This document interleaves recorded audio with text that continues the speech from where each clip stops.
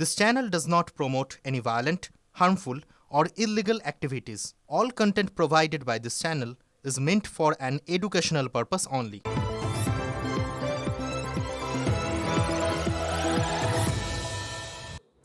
নমস্কার, দেখছেন টিভি9 বাংলা। আপনাদের সঙ্গে রয়েছি আমি শুভজিৎ মিত্র। শুরু করছি নিউজ টপ 9। আপনারা জানেন নিউজ টপ 9 মানে যে খবরগুলো মিস করে গেছেন তার মধ্যে থেকে বাছাই করা কয়েকটা গুরুত্বপূর্ণ খবর, পাশাপাশি নতুন খবর তো আছেই। আর এই মুহূর্তে যে খবরের দিকে নজর রাখবো আজকের অত্যন্ত বড় খবর, এসআইআর নিয়ে সুপ্রিম কোর্টে হলফনামায় মুখ্যমন্ত্রীর বিরুদ্ধে গুরুতর অভিযোগ কমিশনের। অত্যন্ত বড় খবর, এসআইআর নিয়ে সুপ্রিম কোর্টে হলফনামায় মুখ্যমন্ত্রীর বিরুদ্ধে গুরুতর অভিযোগ নির্বাচন কমিশনের। ডিটেল নেব শ্রাবন্তীর কাছ থেকে। শ্রাবন্তী, শুভজিৎ, এর আগে আমরা দেখেছি যে সরাসরি মুখ্যমন্ত্রীকে না বলা হলেও কমিশনের পক্ষ থেকে এভাবে বলা হয়েছিল যে বিভিন্ন ধরনের প্ররোচনামূলক বক্তব্য আছে, কিন্তু এভাবে সরাসরি মুখ্যমন্ত্রীর নামে হলফনামা এই প্রথম বলা যায়। এসআইআর এর যে মামলা চলছে সেখানে বলা হয়েছে যে মুখ্যমন্ত্রী মমতা বন্দ্যোপাধ্যায় তিনি নির্বাচনী আধিকারিকের বিরুদ্ধে প্ররোচনামূলক ভাষণ দিচ্ছেন। এমনকি কমিশনের মতে তিনি জনগণকে আইন নিজে হাতে তুলে নেওয়ার জন্য সরাসরি প্ররোচনা দিয়েছেন। আর তারই প্ররোচনার জেরে ভীতির পরিবেশ তৈরি হয়েছে। মুখ্যমন্ত্রীর বক্তব্যের ফলে ব্লক লেভেল অফিসার অর্থাৎ বিএলও যারা রয়েছেন এবং ইআরও যারা রয়েছেন তারা কাজ করতে গিয়ে বাধার সম্মুখীন হচ্ছেন, তার কারণ যেহেতু আইন নিজের হাতে তোলার কথা বলেছেন মুখ্যমন্ত্রী।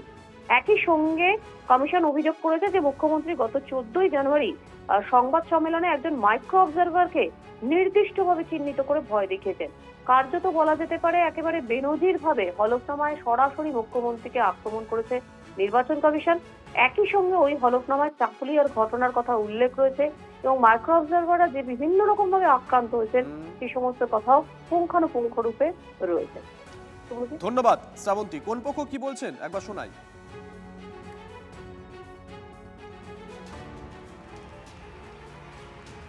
মুখ্যমন্ত্রী যে কাজটা করাচ্ছেন, মুখ্যমন্ত্রী তো কাঠ গড়ায় নয়, গড়াদের ওপারে পাঠানো উচিত ছিল। হয়তো সেটা সম্ভব হয়নি, লজিক্যালি পসিবল নয়, তো স্বাভাবিকভাবে তাকে সুপ্রিম কোর্টে সেটা জানাতে হচ্ছে। এছাড়া কোথায় জানাবে সে? মুখ্যমন্ত্রী যে ভূমিকায় রয়েছেন সেই ভূমিকাটা থাকলে পরে সারা ভারতবর্ষে মুখ্যমন্ত্রীর পদটা অসম্মান হচ্ছে, সারা ভারতবর্ষে এসআইআর হচ্ছে। ত্রুটি আছে, কেন থাকবে না? 140 কোটি মানুষের ওপর একটা পরীক্ষা চলছে, ত্রুটি থাকবে না? ওরা কয়েক হাজার পরীক্ষার্থীর পরীক্ষা নিতে গিয়ে এত বারবার ফেল করে একটা সরকার। নির্বাচন কমিশনকে ব্যবহার করে কার্যত ভোট চুরি করার জন্য যা যা করণীয় সব কেন্দ্রের শাসক দল ভারতীয় জনতা পার্টি তাদের নেতৃত্বে তাদের নির্দেশে করা হচ্ছে। আগে হলফনামা দেওয়া উচিত যে 82 জন মানুষ মারা গেছে, হিয়ারিং এ এসে নাকে অক্সিজেনের নল রাখা অবস্থায় মানুষের মৃত্যুবরণ করতে হয়েছে। সেই মৃত্যুগুলোর দায় কার? জ্ঞানেশ কুমার না অমিত স্যার? আগে সেই হলফনামা দিতে হবে সুপ্রিম কোর্টে, তারপর ওদের এই দালালির কথা বাংলার মানুষ। আর এরই মধ্যে যে খবর পাচ্ছি আমরা, ফের পিছোতে পারে এসআইআর এর চূড়ান্ত তালিকা প্রকাশের দিন। 7ই ফেব্রুয়ারির মধ্যে শুনানি শেষ সম্ভব নয় মনে করছে নির্বাচন কমিশন। সেজন্য 14ই ফেব্রুয়ারি চূড়ান্ত তালিকা প্রকাশের দিন পিছোতে পারে। তালিকা প্রকাশের পর কোনো আপত্তি থাকলে 10 দিন সময় দেওয়া হবে। মাধ্যমিকের অ্যাডমিট কার্ড বয়সের জন্য ব্যবহার করা যেতে পারে, তবে মাধ্যমিক পাশের সার্টিফিকেট লাগবেই, এমনটাই কমিশন সূত্রে খবর।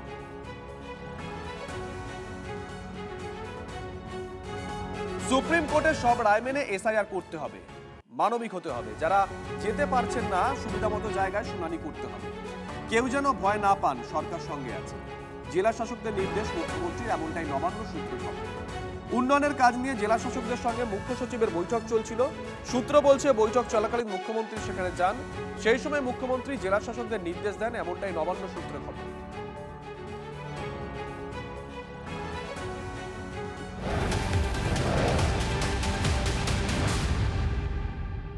এদিকে স্বাস্থ্য ভবনে আগামীকাল আশা কর্মীদের ডেপুটেশনে কর্মসূচির আগেই দিকে দিকে অশান্তি। বিভিন্ন জেলায় আশা কর্মীদেরকে বাধা দেওয়ার অভিযোগ শাসক দলের বিরুদ্ধে। যে খবর পাচ্ছি আমরা, আগামীকাল প্রতিবাদ কর্মসূচিতে যোগ দিতে উত্তরের বিভিন্ন জেলা থেকে রওনা দিয়েছেন আশা কর্মীরা। বিভিন্ন স্টেশনে তাদেরকে ট্রেনে উঠতে বাধা দেওয়ার অভিযোগ তৃণমূল কর্মী এবং সিভিক ভলেন্টিয়ারদের বিরুদ্ধে। সুমতোষের কাছ থেকে জানবো। সুমতোষ। হ্যাঁ, দেখো, মালদা টাউন স্টেশনে বহু আশা কর্মী যারা আজকে রাতের ট্রেন, বিশেষ করে গৌড় এক্সপ্রেস ধরার জন্য তারা এসেছিলেন মালদা টাউন স্টেশনে, এবং যখনই ট্রেনে ওঠার মুহূর্ত থাকে তখনই কিন্তু জিআরপি এবং পুলিশ এসে তাদেরকে বাধা দেয় এবং বাধা দেয় শুধু নয়, তাদেরকে রীতিমতো তাদের সঙ্গে ধস্তাধস্তি বেঁধে যায় এবং তারা যখন ট্রেনে উঠতে যায় তখন কিন্তু তাদেরকে নামিয়ে দেওয়া হয় এবং যে অভিযোগ করা হচ্ছে যাদের রিজার্ভেশন করা আছে, যাদের টিকিট কাটা আছে, তাদেরকেও কিন্তু ট্রেনে উঠতে দেওয়া হয়নি। যদি এখন সেটা মানে কেন করা হচ্ছে, যে রিজার্ভেশন করা তাদের তো খুব স্বাভাবিকভাবে সে ট্রেনে উঠতে পারে, কিন্তু তা সত্ত্বেও শুধু জিআরপি নয়, অভিযোগ আরো আছে যে ইংরেজবাজার থানা এলাকা থেকেও কিন্তু বাইরে থেকে পুলিশ স্টেশনে গেছে এবং তারাও বাধা দিয়েছে বলে অভিযোগ করা হচ্ছে। তো এখন এই মুহূর্তে তারা ট্রেনে উঠতে পারেনি এবং তাদেরকে উঠতে দেওয়া হয়নি। এরপরে আশাকর্মীরা প্রায় অন্তত 50 বা তার বেশি হবে এরকম সংখ্যায় তারা কিন্তু এখন এই মুহূর্তে জিআরপি অফিসে তাদেরকে আটক করে রাখা হয়েছে এবং তাদেরকে ঘিরে রাখা হয়েছে এবং সেখানে বসে বসেই তারা কিন্তু এখনো বিক্ষোভ দেখাচ্ছেন, তাদের ক্ষোভের কথা জানাচ্ছেন। নজর রাখো।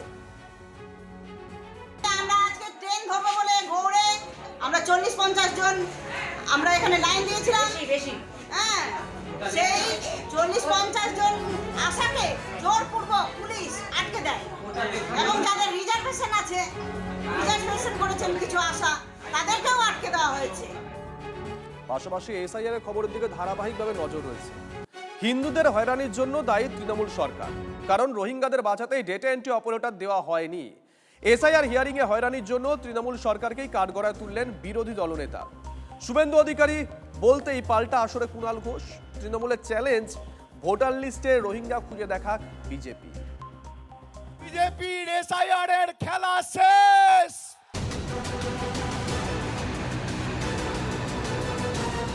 ধ্বংস করার পরে যাতে মানুষকে ইলেকশন কমিশন বিজেপির বিরুদ্ধে বলতে পারে, সেই জন্য ডাটা এন্ট্রি অপারেটর না দিয়ে লোকের কাছে মেসেজ। লোক অত বোকা নয়।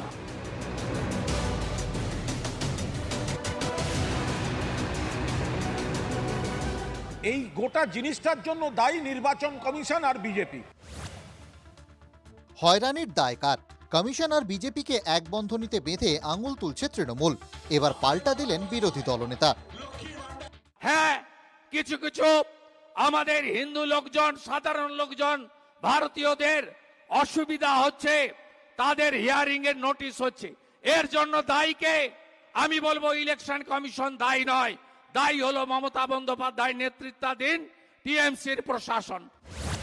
হিন্দু ভারতীয়দের হয়রানির দায় প্রশাসনের। ততক্ষণে ময়দানে নেমে পড়েছে বিজেপি। দুর্গাপুরে মিছিল থেকেই স্লোগান উঠল, বেছে বেছে বাঙালি হিন্দুদের বারবার হিয়ারিং এ ডাকা হচ্ছে কেন? তুমি জবাব দাও। বেছে বেছে বাঙালি হিন্দুদের বারবার হিয়ারিং এ ডাকা হচ্ছে কেন? পুলিশ তুমি জবাব দাও। হয়রানির দায় কার? বিজেপির নিশানায় তৃণমূল সরকার। পাল্টা তৃণমূলের বাগ্মী মুখপাত্র। এরা সব মিলিয়ে করছে। এরা মুখে বলেছিল অমুক অমুক অমুক, এই এখন দেখা যাচ্ছে সব শ্রেণীর, সব ধর্মের, সব মানুষ এই নিয়ে বিপদে পড়ে আছে। একাধিকবার চিঠি লিখে 1000 ডাটা এন্ট্রি অপারেটর 4 মাসের জন্য চেয়েছিল।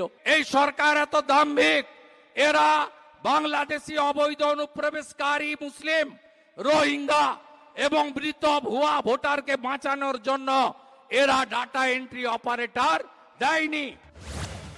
দুয়ে দুয়ে 4 করলে কি দাঁড়ায়? বিরোধী দলনেতার দাবি, হিন্দু ভারতীয়দের হয়রানির দায় প্রশাসনের। আর দ্বিতীয় দাবি, ভুয়ো ভোটারকে বাঁচাতেই ডেটা এন্ট্রি অপারেটর দেওয়া হয়নি। আমাদের হিন্দু লোকজন, সাধারণ লোকজন, ভারতীয়দের অসুবিধা হচ্ছে, দায়ী হলো মমতা বন্দ্যোপাধ্যায় নেতৃত্বাধীন টিএমসির প্রশাসন। বাংলাদেশি অবৈধ অনুপ্রবেশকারী মুসলিম, রোহিঙ্গা এবং মৃত ভুয়া ভোটারকে বাঁচানোর জন্য এরা ডাটা এন্ট্রি অপারেটর দেয়নি। আচ্ছা, একজন রোহিঙ্গাকে শুভেন্দু অধিকারী সামনে আনতে পেরেছে ভোটার লিস্ট থেকে? সবকিছু তো একটা সীমা থাকবে। এর আগে বিজেপি বলতো লাখ লাখ রোহিঙ্গা ধরা পড়বে এসআইআর শুরু হলে। একজন রোহিঙ্গা ইলেকশন কমিশন ক্লারিফাই করে দিয়েছে কারা কারা বাদ, কি জন্য বাদ। ভোটার লিস্টে একজন রোহিঙ্গা খুঁজে বার করতে পারেনি। রাজনীতির ঠেলাঠেলি চলছে। হয়রানির দায় কার? ডাটা এন্ট্রি অপারেটর না দেওয়ার ফলে কার নাম DAS DASS হয়ে গেছে। এইভাবে সমস্যা কিছু তৈরি হয়েছে।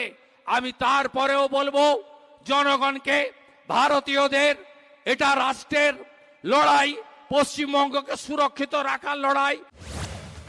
তাহলে লড়াই চাই। ভোট এখনো ঘোষণা হয়নি, তার আগে এসআইআর পর্বেই যুদ্ধংদেহী রাজ্য রাজনীতির দুই যুযুধান। Bureau report, TV9 Bangla. আপনাদেরকে একটা ছবি দেখাবো। এসআইআর এর লাইনে এবার বেলুর মঠের সন্ন্যাসীরা। মঙ্গলবার বেলুর শ্রমিক মঙ্গল কেন্দ্রে সন্ন্যাসীদের এসআইআর শুনানি করলেন বালি বিধানসভা কেন্দ্রের দায়িত্বে থাকা নির্বাচনী আধিকারিকরা। কয়েকদিন আগে বেলুর মঠে গিয়ে সন্ন্যাসীদের শুনানি প্রক্রিয়া করেন নির্বাচন কমিশনের আধিকারিকরা। সিপিএম এর কর্মসূচিতে ঢুকে রাজ্যের মন্ত্রী দাদাগিরি, সিপিএম কর্মীর হাত থেকে মাইক কেড়ে নেওয়ার অভিযোগ স্বপন দেবনাথের বিরুদ্ধে। পূর্বস্থলী 1 নম্বর ব্লকের শ্রীরামপুর বিডিও অফিসের সামনে এই ঘটনায় নিন্দা ঝড় উঠেছে। ছবি একবার দেখুন। এসআইআর ইস্যুতে বিডিও অফিসের সামনে ডেপুটেশন কর্মসূচি ছিল সিপিএম এর। বক্তব্য রাখছিলেন সিপিএম এর কর্মী কৌশিক সরকার।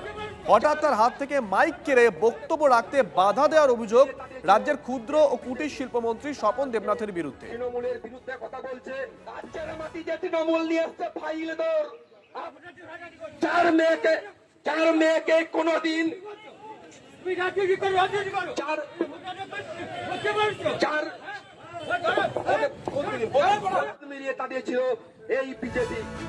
হঠাৎ করে আমার কাছে ছুটে আসে আমার হাত থেকে মাইক কেড়ে নেন, মাইক বন্ধ করে দেন এবং তিনি বলেন যে এই সমস্ত কথাগুলো এখানে বলা যাবে না। যেহেতু রাজ্যের মন্ত্রী নিজে ছুটে এসছেন, সেই সময় তার দেখা দেখি তার দলের সমর্থক, যুব তৃণমূলের কর্মী নেতৃত্ব তারাও সামনে এসে মারমুখী ভঙ্গিমায় আমাদের সঙ্গে অশ্রাব্য ভাষায় গালিগালাজ করা। ভোট রক্ষার জন্য শিবির করে লাইনে দাঁড়িয়ে মানুষকে পানীয় জল, খাবার, বাচ্চাদের দুধ, বিস্কুট বিলি করছি, তখন গজ করছে সারাটা দিন ধরে। ওখানে মাইক ছুড়ে দেওয়ার কোনো ব্যাপার হয়েছে? মাইক ছুড়ে যাওয়ার কথা আমি বলছি, মাইকটা দিয়ে বলছি তোমরা এখন বন্ধ করো। বন্ধ করার আবেদন নিয়ে বলেছি বন্ধ করো, তারপর তো করেছে মিটিং।